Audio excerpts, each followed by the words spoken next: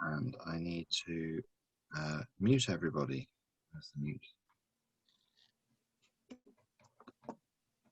So as soon as I mute everybody, Mike, you're going to be muted too. So you'll have to unmute yourself. Okay? Okay. There you go. Okay, Mike, you say something?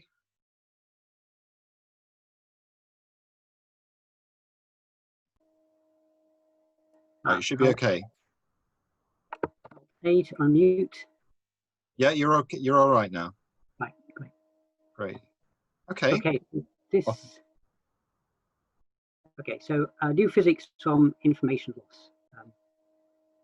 So I'm going to talk about the motivating problem, which is galaxy rotation, give a short introduction to quantized inertia, talk about how it's a Machian philosophy, really, and then show how it gets rid of dark matter and dark energy and predicts propellantless propulsion, which would be useful. And I'll also talk a bit about what I've been doing with some DARPA funding I received. Okay.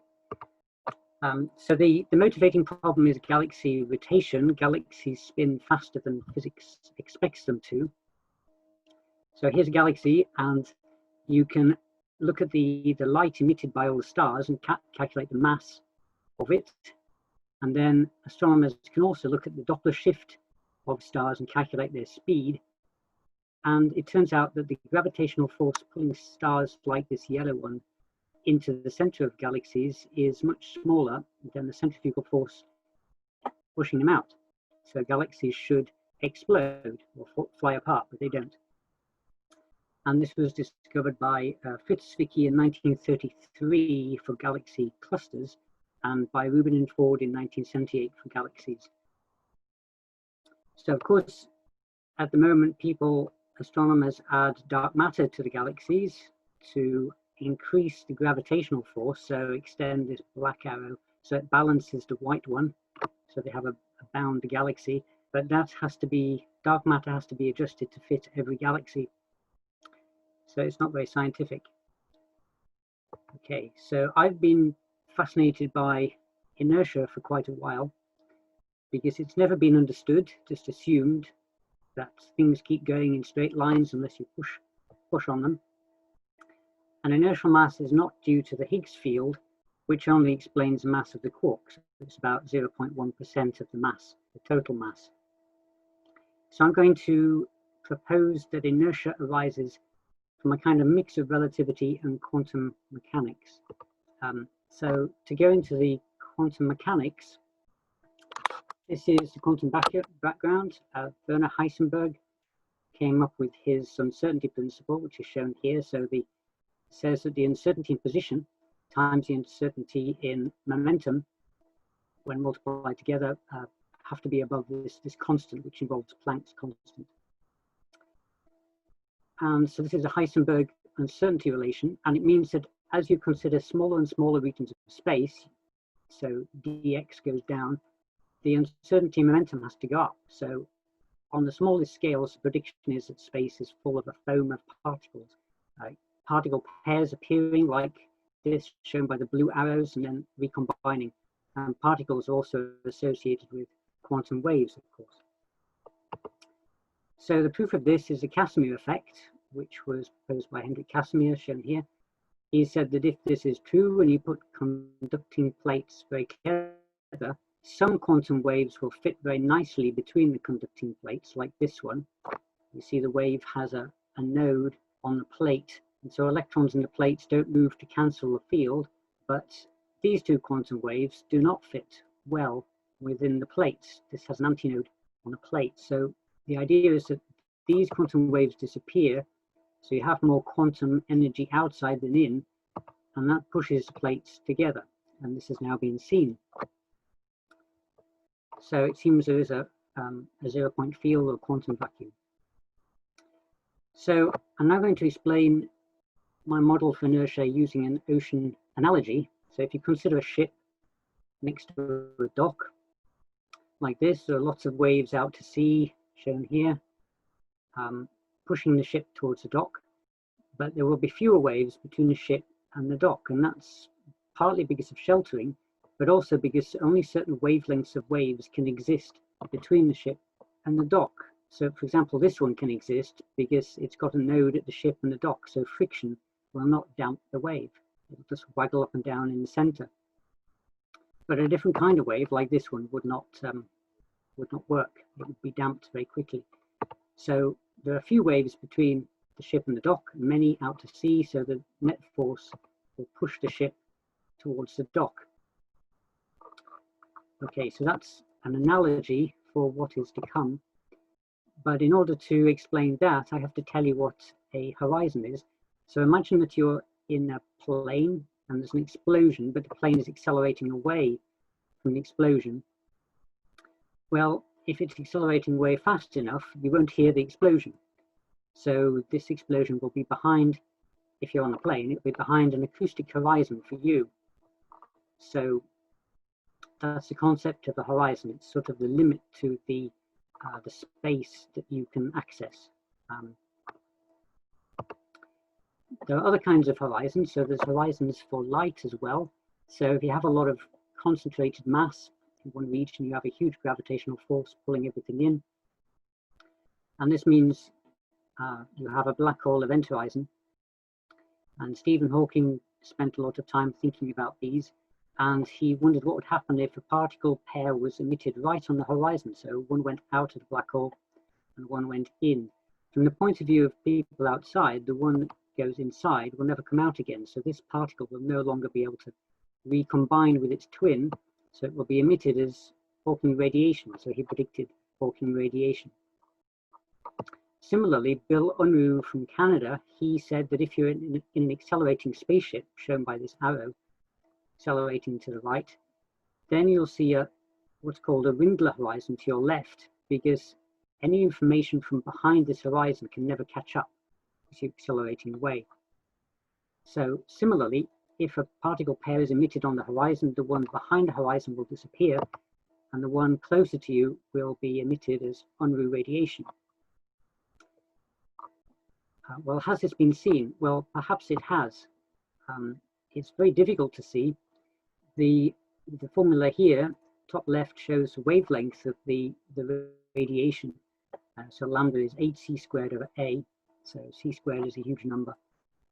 And for any acceleration we know of on Earth, a is about 9.8 meters per second.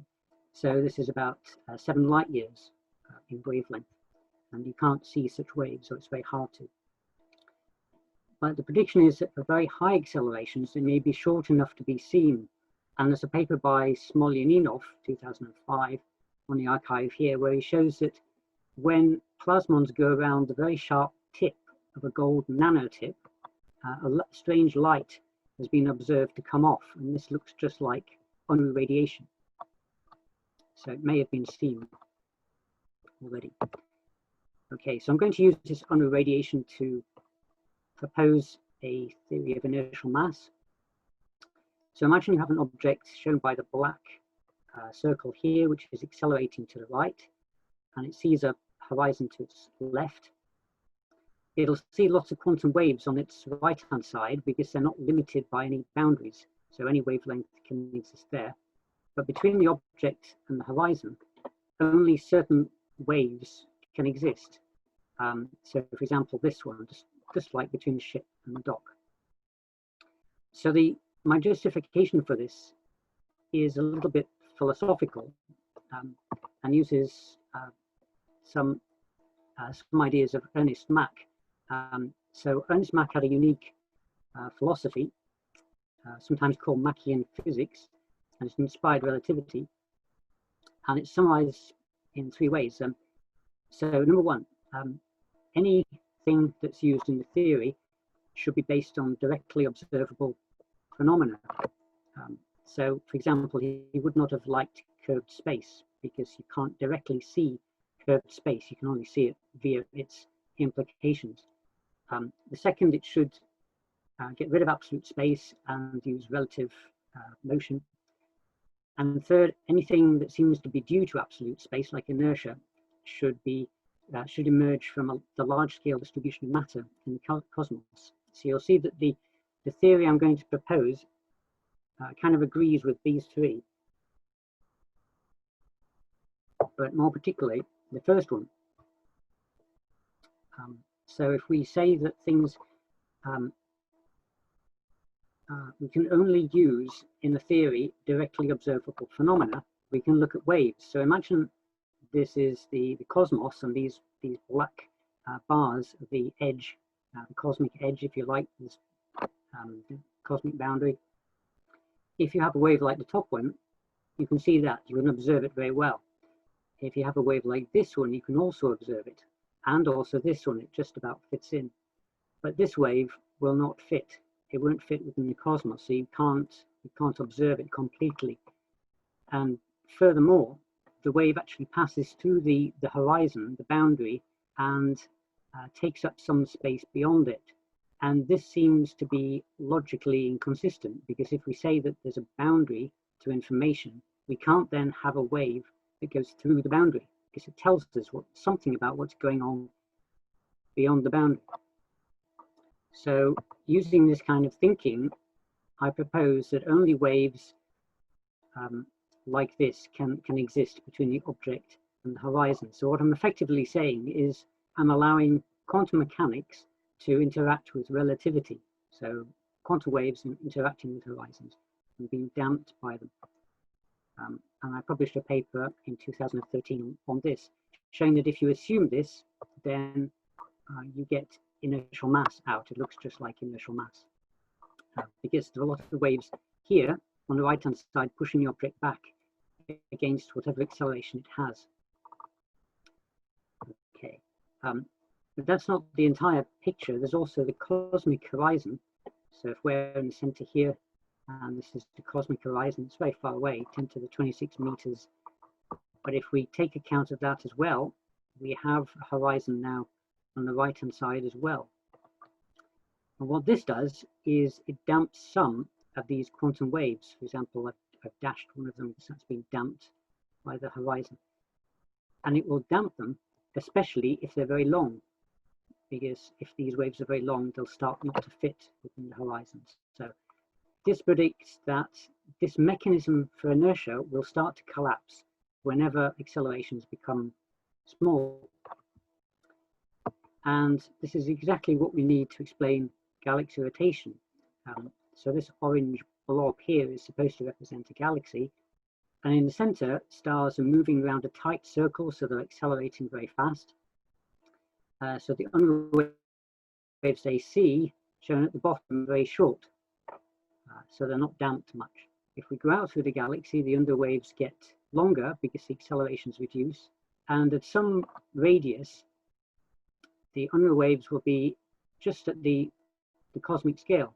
They will just be beginning to be disallowed by this rule, this Machian principle, that you cannot have something in a theory that cannot be seen. And it turns out that this radius of galaxies is exactly the point at which they start to deviate from standard physics. So if we go back to the galaxy, what the theory I'm going to show you does is it reduces the inertial mass and therefore the centrifugal force of stars at the edge of the galaxy, so they have less centrifugal force and just enough to balance the gravitational, the visible gravitational mass. Okay, so just to show you that this works, this is a paper I published in 2017, and it compares the expected acceleration and the observed acceleration for 153 of the highest quality galaxies.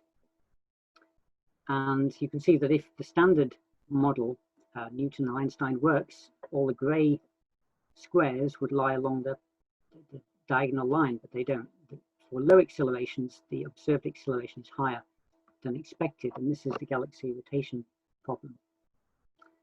And it turns out the theory I'm proposing fits the data exactly. It's shown by the dashed line, and so does a theory called MOND, which is shown by the solid line, but MOND requires an adjustable parameter, so it's not as simple as what I'm proposing. So it's a very simple theory.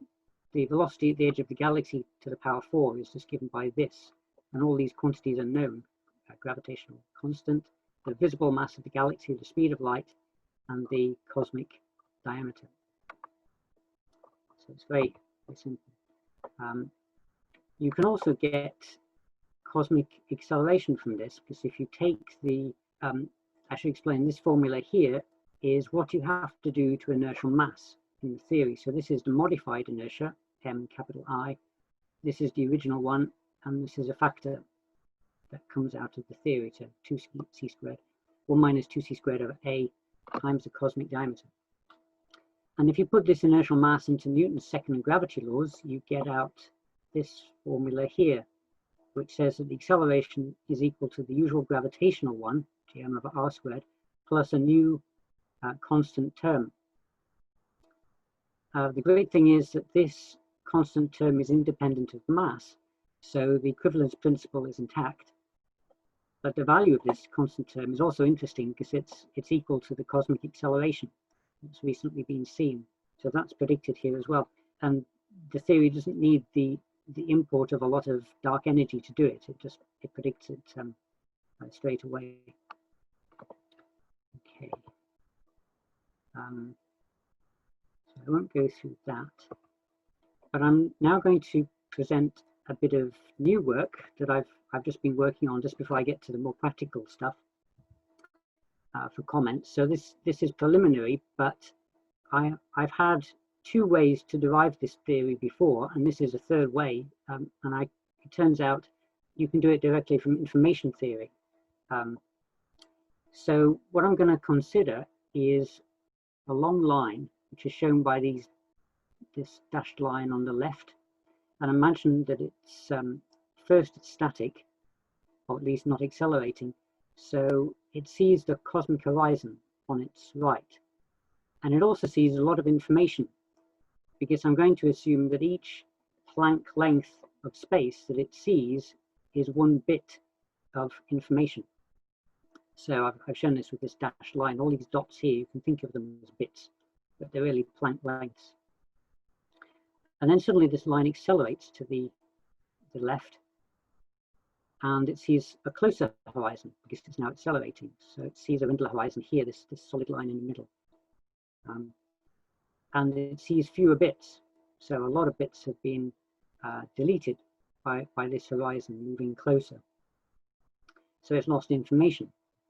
And there is something called Landauer's principle that says if you delete information, then it seems that entropy is going down.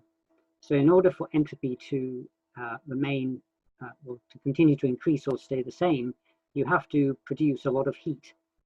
And this has actually been observed in computer systems, that when you delete information, it produces heat.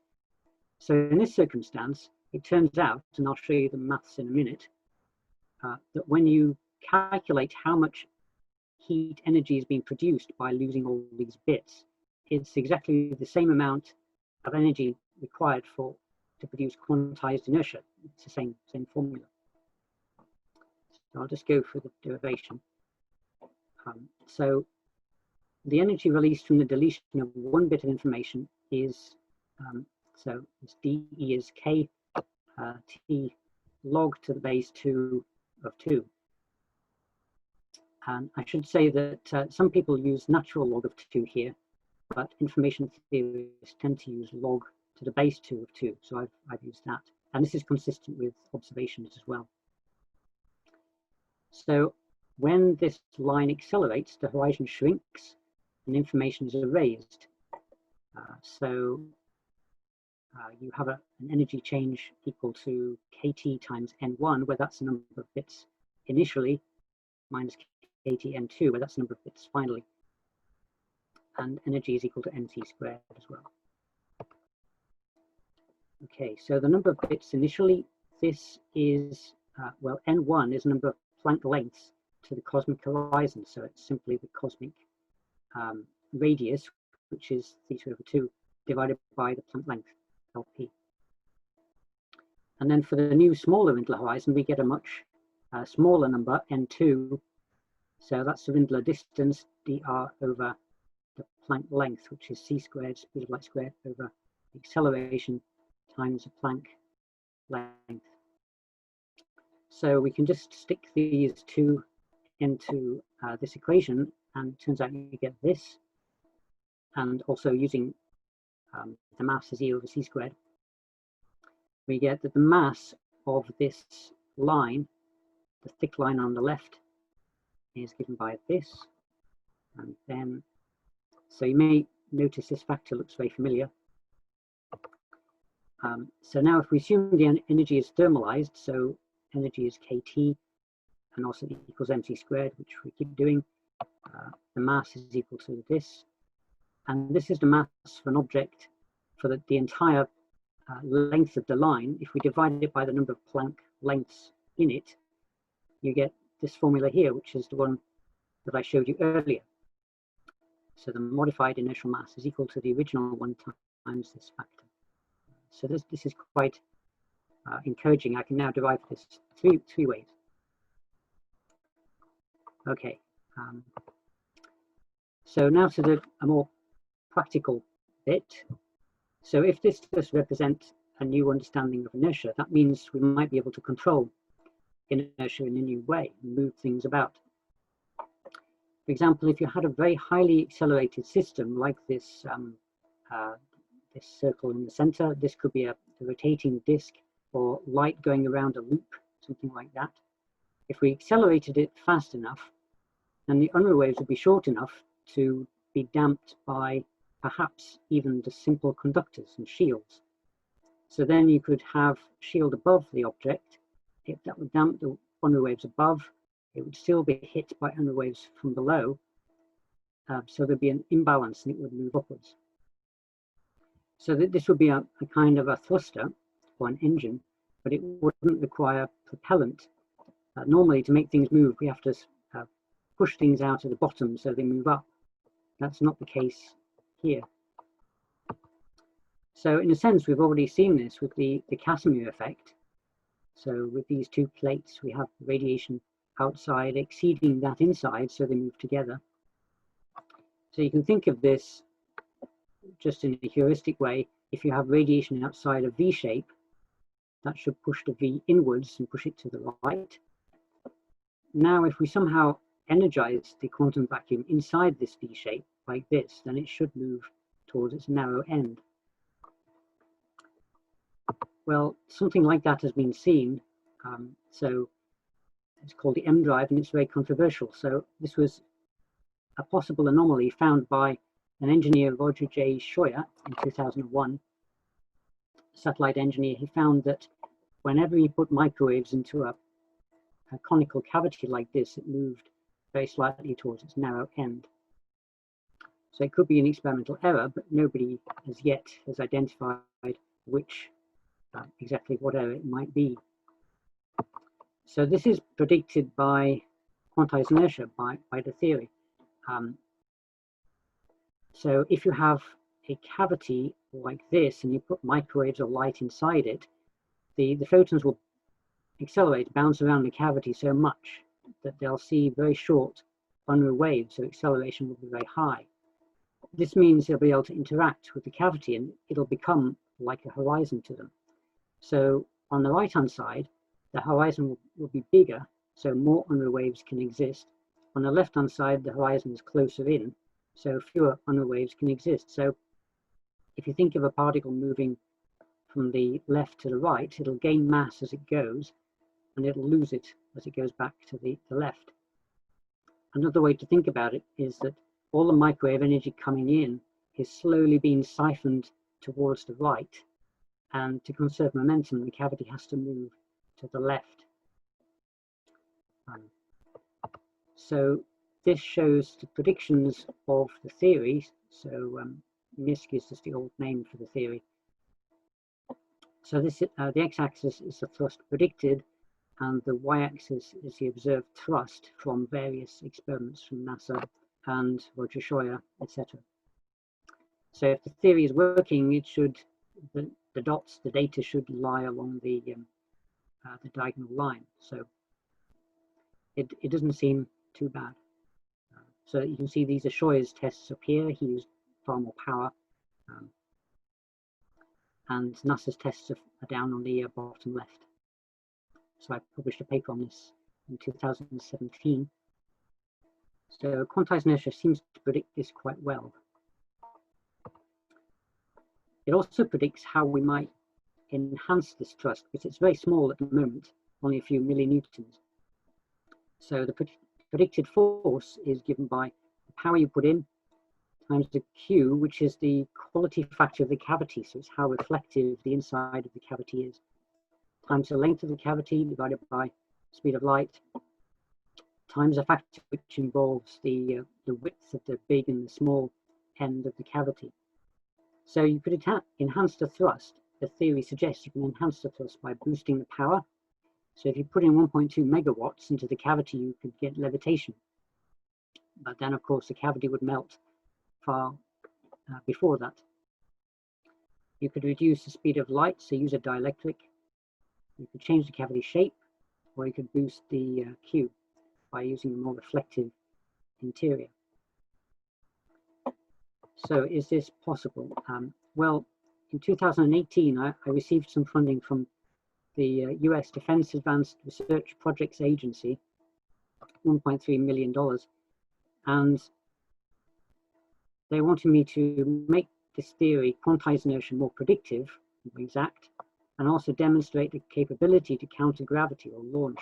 And that doesn't mean that they wanted me to launch something, but to show that the effect was controllable and scalable, so that in the future launch might be possible. So the research was deemed to be for the good of mankind, so it can be open access, which is good. Otherwise, I wouldn't be here. So my project is entitled Propellantless Propulsion from Quantized Inertia, and there are 3 teams. So I set up a team at Plymouth. So obviously this is me, and this is Jesus Lucio, who was my postdoc. I hired him. Then I had a lab, persuaded a lab in Dresden, led by Professor Martin Timar, to join in, and one in Spain, led by Professor Perez Diaz, to join in. So at Plymouth, what we've been doing is we've designed, developed, Jesus Lucio has coded up a model that predicts, given any cavity, what thrust you can get out. So this is an example of the output of the model. You draw a shape, the cavity shape in the right-hand window, and on the left hand you can input the power you want to input. You can say what material the cavity should be, and it will tell you the thrust you get out. So you can design different cavities with this. For example, if you wanted, this is a copper cavity, if you wanted to try silver cavity instead, you can change that to silver, and it turns out that the thrust increases by a factor of about 10, because silver is more reflective for these wavelengths. And then we can also try different shapes. So this was a particularly good shape, and we call this a Bart cavity because it looks a bit like Bart Simpson's head. So if you use this shape, it multiplies the thrust by a factor of 6. So we're now up close to a Newton per kilowatt, so that's a force per kilowatt, which is close to that of the ion drives they use in satellites. Okay, so while we've been doing this theoretical stuff at Plymouth, the Dresden team have been experimenting. So they tried a copper cavity on a torsion balance, so it's asymmetric, and so they fire an infrared laser into the copper cavity, and the hope is that it will move towards its narrow end. The experiment, what they're doing there is they're sending light around a fiber optic cable and then putting a shield in on one side of it. And then there are other experiments as well. There's one from Poland, led by Zbigniew Kamala, and he has a silver cavity. He's made several cavities, and he's tried Bart cavities too. And he's got an interferometer, and he looks at the motion of the cavity. Okay, so I'm going to show you the data so far. So this is preliminary so far, but this on x-axis is predicted thrust, and the observed thrust is shown on the y-axis, and the T symbols are for Timar's results from Dresden, the K of the Polish results from Kamala, and the JLs are for Spanish results. And of course, if the theory is correct, all these diamonds should lie along a diagonal line, but the error bars are also quite large. And at the moment, it's not too bad. Some of this data, for example, this one, we now think is due to a thermal effect. So this should be disregarded. But these from Spain are exceedingly good. The force to kilowatt ratio is very high. Okay, so the Spanish test is the most successful so far. So this is a list of all the teams, the methods they're using, and the thrust to power ratio they've gained. So the Dresden test and the Polish one, their thrust to power ratio is quite small. The ion drives they use on satellites, they use a xenon propellant, produce about 0.02 newtons per kilowatt. If the Madrid team's results are correct, then we've got 0.1. So that means we've beaten ion drives without the need for fuel, which is quite a significant thing. Okay, so I'll conclude. So the theory of quantized inertia links quantum mechanics and relativity with a sort of Machian philosophy. There's strong backing for it from astronomical data, galaxy data, globular clusters, and wide binaries, and some from the lab. Quantized inertia predicts a new kind of propellantless thruster, and DARPA showed interest in that, and I've received funding from them. And the initial experiments are encouraging. So thrusts up to 0.1 newtons per kilowatt have been seen. So to sort of summarize the summary, this implies hopefully the end of dark matter and dark energy, an explanation of inertia for the first time. We might know what it is. It unifies relativity and quantum mechanics in this way. Hopefully we can get longer lasting flights with this technique. It also makes interstellar travel possible, because to get to the nearest stars within the human lifetime, you need to carry a lot of fuel, unless you have a fuelless system like this. And perhaps it might be used to launch as well. Okay, so if you're interested, please ask questions or email me here. I also have published a book, Physics from the Edge, which is shown here. And thank you very much for listening. Mike, thank you very much. Can you stop sharing your screen, or Yeah. and then we can see everybody? We've had one or two problems with the audio quality, and I'm hoping that I'm sure the recording will be fine. So if people did have trouble listening, then you'll be able to watch it back and pick up what was absolutely fascinating as a presentation, and well, astonishing really. So any questions? Yes, from here. Yeah, Peter. Yeah, you have this increase in entropy. Is that connected in any way with the microwave background radiation, or even with redshift?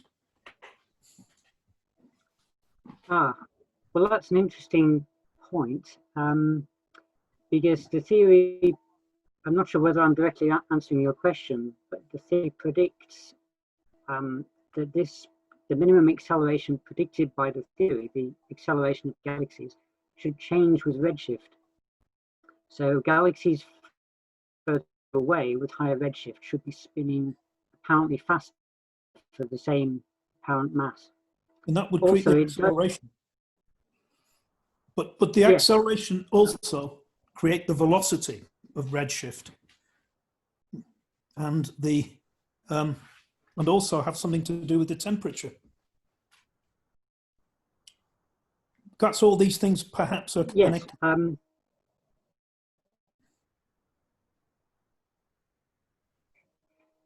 I mean, it's a very big subject. The theory does predict the peaks in the cosmic microwave background. They look just like the peaks in the Unruh radiation spectrum. And also it explains a particular unexpected smoothness of the cosmic microwave background on the larger scales, which has been seen.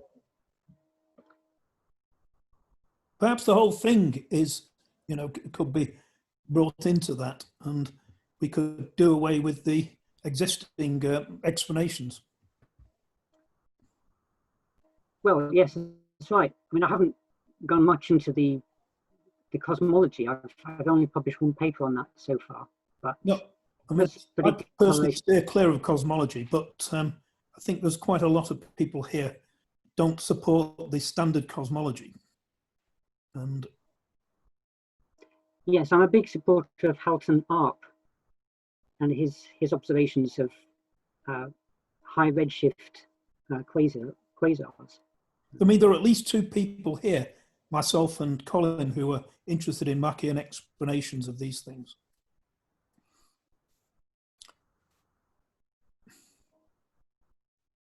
Rather than the fact that there's some weird event happened at some time in the past. Yeah. Colin, do you want to come in on this? I just wanted to ask whether you still have the Big Bang. That's what I'm saying. Yeah, I know, Peter's saying the same thing. Do you have a Big Bang?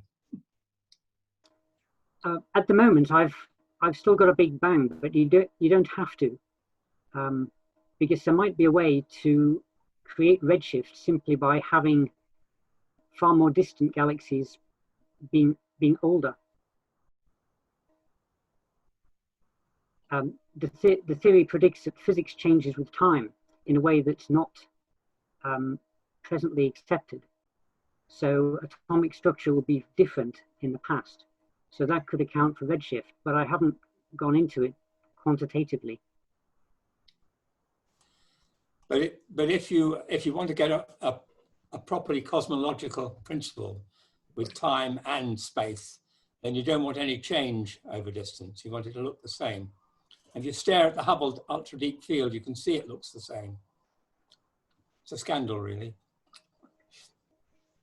I'll stop there. Doug. Yeah, you said it's propellantless, but you still have to have energy, right? Yes, you'd still have to have a solar panel, but that's renewable. If you're in the solar system, but if you're... Yes, that's true. So you'd have to have an RTG or something like that if you want to go to another star. Okay, thanks. But there is another possibility as well. A paper I've just published shows that if you have, instead of putting energy into a cavity, a large one, if you have nanoscale cavities, about 100 nanometers on a side, then the quantum vacuum itself will accelerate the cavity. So you could just have a material that is self-accelerating.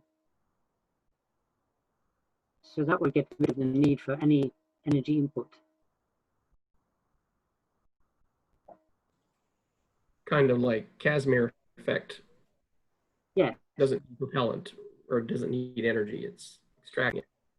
Yes, that's right. It's a bit like the old idea of caverite from H.G. Wells, where you have a material that just lifts off by itself.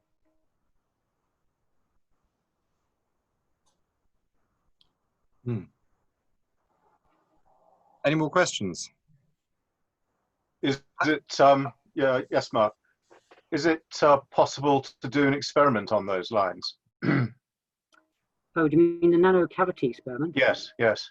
Yes, well, it is, and I'm talking to several people, several groups at the moment who are capable of doing it. I think it's going to require some. Yes, electron lithography or something like that is used to, to build these wafers that have nano cavities on them, and then we could hopefully just weigh them, something like that. Very interesting. I have one other question. Yeah, so you said you have only models, or you actually have measured the effect of this in actual equipment? Do you mean the cavities? We haven't done the nano cavities yet, but we have several macro cavities, if you like, and we've tested those. And the data I showed you was the thrust we got from them. So we have real thrust.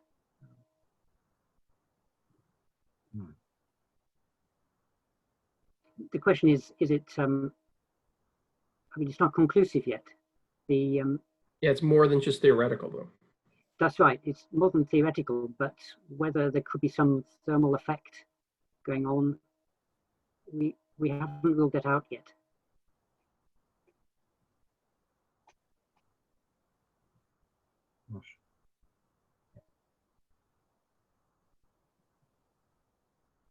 Wow. Yeah. What can I say? This has been a very uncanny conversation to watch. This is highly weird. You would pay money to listen to this, let me say. Whether I understand it or not, I don't. You're always mercenary about these things, aren't you? That was a very beautiful thing, you know. I just want it to be real, you know. But prove it. Yes, well, we are in the lab. We are trying to prove it. So. Well, I'll certainly send this talk on to a couple of people that I know who are more able to, like Peter and Colin, more able to understand than I really. I mean, it certainly obviously sounds very, very interesting. And Mach's principle is very nice. So the other thing is does this, if you assume this is correct, does it naturally exclude dark matter energy, or you just don't need them, or they could coexist? It would exclude most dark matter. There is a bit of a leeway, so they could have a little bit of dark matter, maybe 10% of it. You'll allow them 10%. What about dark energy? And what about dark energy? And what about dark energy? It predicts cosmic acceleration, so it eliminates that completely. Yeah, but see, dark energy is constant per volume, but if the universe is expanding, then energy is being created all the time in the expansion of the universe. So what's the cause and what's the effect? You know, it's yes. Yeah, so there's dark energy still may be there because the universe is expanding, but it might not be the cause of it. I've tried thinking about cosmology, and it's very difficult to think about because you're not sure whether you're sort of axing the floor under your feet as you go along. Because you have to assume the speed of light is constant, but there's really no indication that it might be. Yeah, so you might be interested in my talk on next Tuesday, where I'm going to talk about sort of a geometric algebra model of dark matter and dark energy and how it's entangled. And so Okay. Yeah. it comes out of the topology like a combinatoric hierarchy approach. And so it says it's there topologically. So I'm saying even though it's there, it might not be responsible for the things that people predict it's for. I have a permission to ask you. Would you mind if I were to send into this group a PDF copy of your book right now? Yes, that's fine. Yeah. All right. Thanks, Obviously, I need your permission to do that. It's a good job It you've got this great library. It will be coming in a moment then. Yeah. How do I get this? Mike, what led you to information theory? Right. Well, as I said, I've derived this theory in two ways. First from thinking about waves and spectrum, Wow. then from thermodynamics. But I quite like information. It's quite a simple way to do it. I found it a far simpler derivation than I got from the other two methods. And you know, I think information theory is the future in a sense. I can sort of sense that. It's very odd, isn't it? Because it you know, this is developed by a guy who was addressing a very specific engineering problem, and yet it seems to have found applications in virtually everything.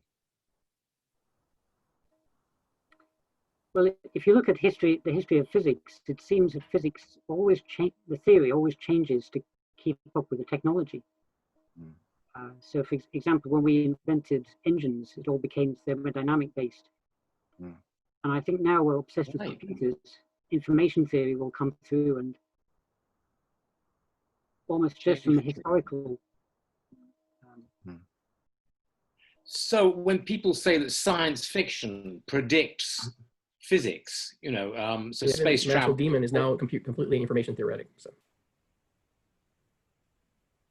That's weird, isn't it? Peter Master had a question. Peter, you have to unmute.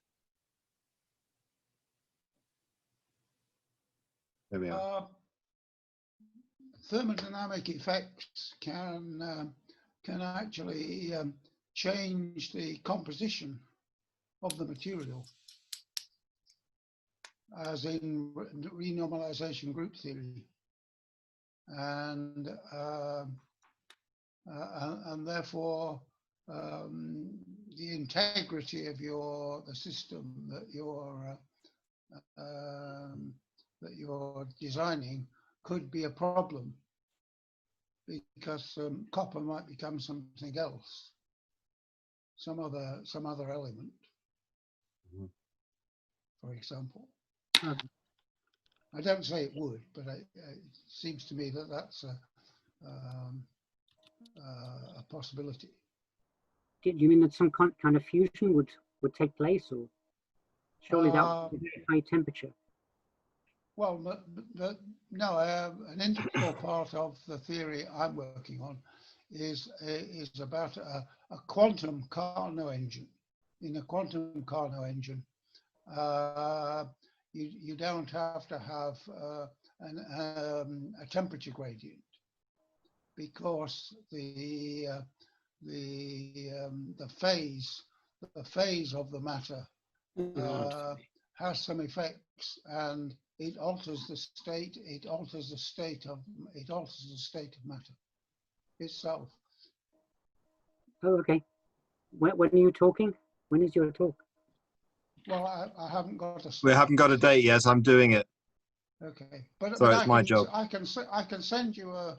I can send you a paper. Yeah. Please do. Yeah. Okay. Astrid, you had your hand up. I mean, every single day my mind is blown, but it's really blown today. I mean,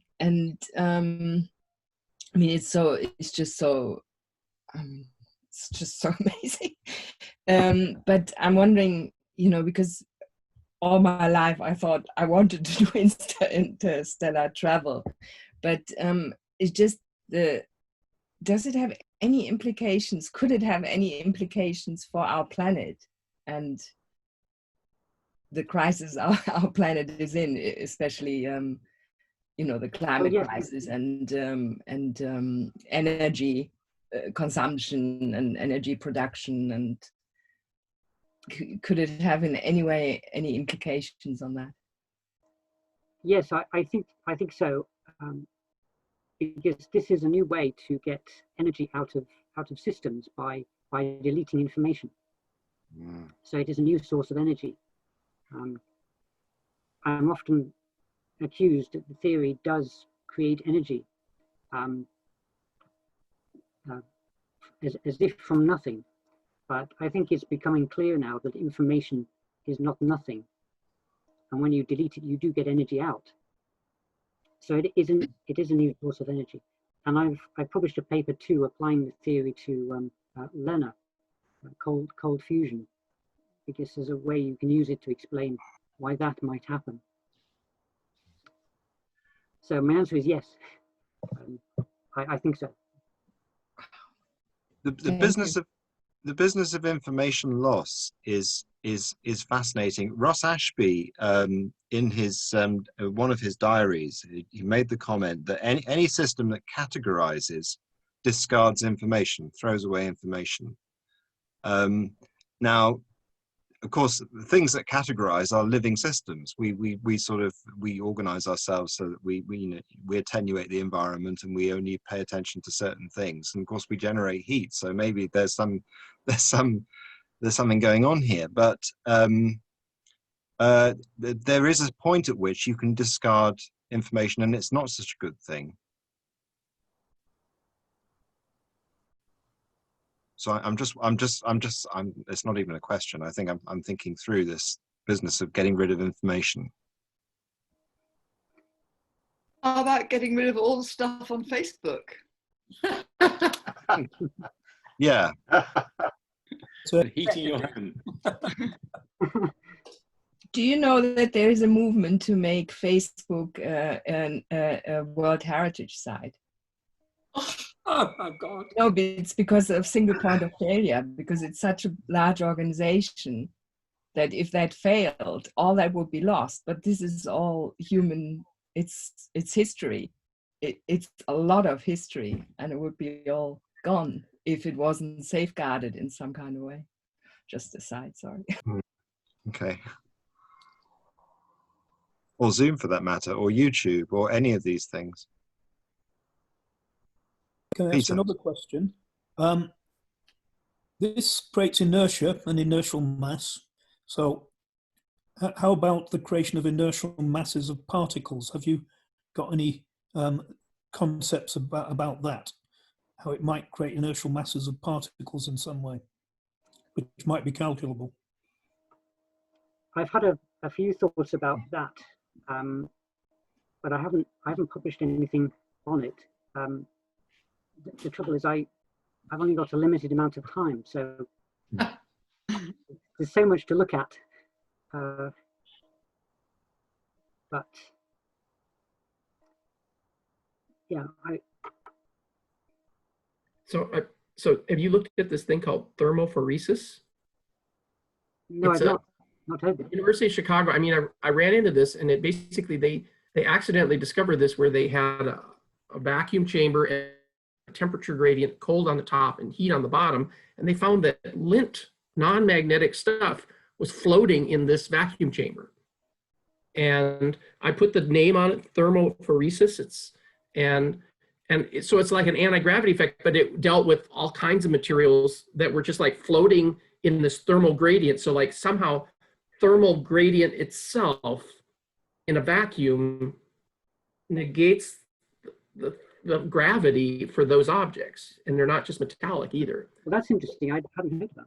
So the point is, I was just curious if you had heard that, if how it would relate to your theory. So that's why I'm bringing it up, is maybe you could give me a meta-analysis of what they're doing. Well, I'd have to read the paper, I suppose, but I mean, it sounds like an Unruh gradient similar to the ones that I had in. Yeah, that's what I was thinking. So I'll definitely look at it. And yeah, because all they were using it's like this Carnot, the gradient of temperature alone did it. So it's not simply the radiation pressure that's causing what it. is the radiation? It's a temperature gradient, but does that mean that it's normally the hot would be flowing to the bottom, but this is anti-gravity, so it's floating up as though. So you'd have to go look into more detail about it. I put the name in the chat here so you could see it, how to spell it, but. Okay, thank you. Yeah, it was quite interesting because it was like even non-magnetic stuff, lint and glass beads and things like that in there. So. Okay. Roger. Hello, can you hear me? Yeah. Hi. Related to that last thing, I would like to know if you heat an object and drop it in a vacuum, does it fall at the same rate as when it's cold? And I did send an email to Mike about that. Cheers. I think there would be a difference because the acceleration in both cases would be slightly different. The thermal accelerations should have some effect, but I don't know how big it would be and whether it would be detectable.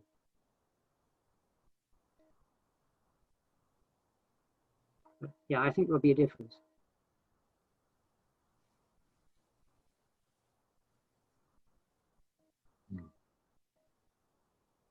I can't hear you actually. So would you be able to do that sort of experiment? Yes, that could be done somewhere like the Bremen fall term, I suppose. Yeah. Um,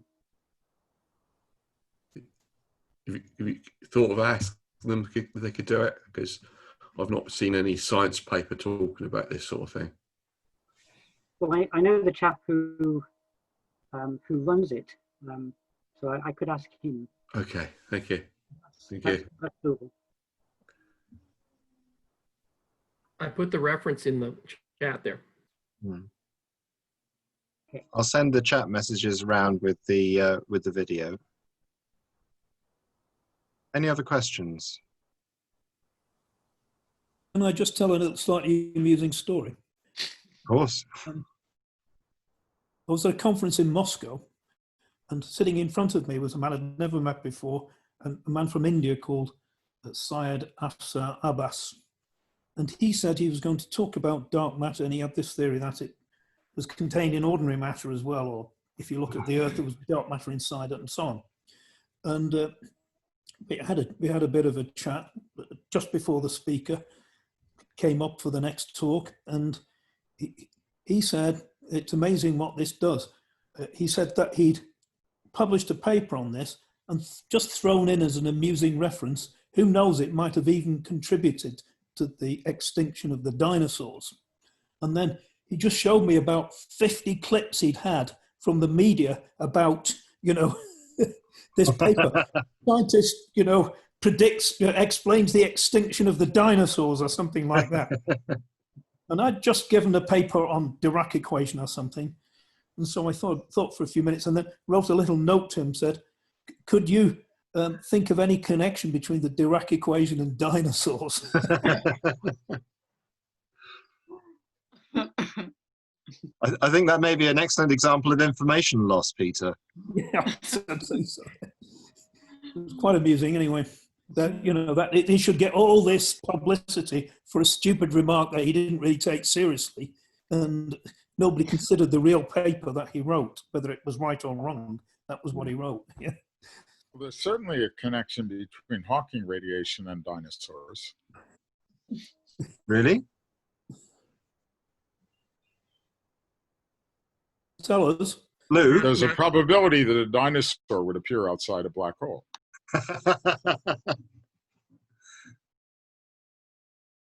Infinite probability engine.